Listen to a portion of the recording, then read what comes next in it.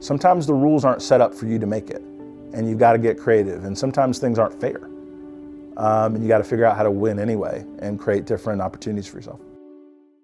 The world is small. How you treat people, how you treat clients is super important in that they're going to be the referral source to validate you in the future. I made sure that every interaction that I had with people was the best that I could possibly make it. And doesn't mean that I haven't fallen short, it just means that I want to fix it. It just means I want the next interaction to be better. And I've found over the years that a lot of the deals or opportunities to invest in companies or things that I've done, a lot of that has come from referrals of people that have worked with me in the past.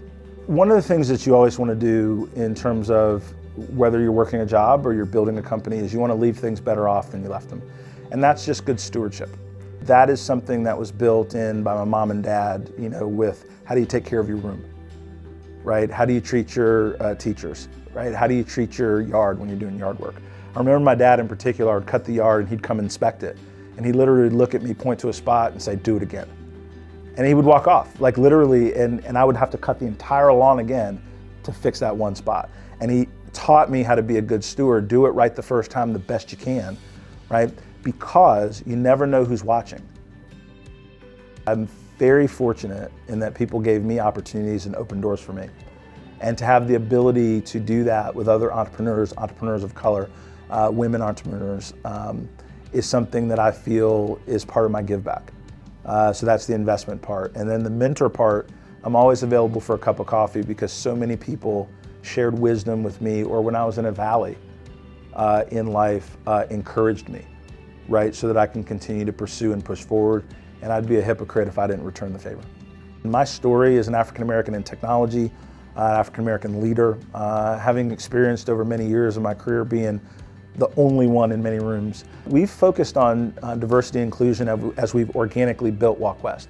Very proud of the diversity of our company. Just go to our website, just listen to our videos, and you'll see all different types of folks in leadership. And that's just the surface level. There's a lot of talk about D&I. There's a lot of talk about diversity, and people nod their head that it's good, but they don't know what to do next. And so we've put together a team of people that have gone to very extensive training, are getting very significant certifications in this space, and we're building an online curriculum around D&I. We think we're uniquely qualified to do this because the same things that allow you to build a diverse and inclusive culture, where people have the opportunity and the expectation to be included in the conversation, are the same things you need when you're marketing and branding your company to get people to convert as clients.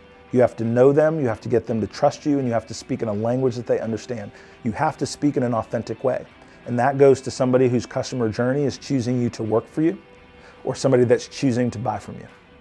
And so we think that those same kind of characteristics that we're learning about, different personas, are important to all the communication work we do.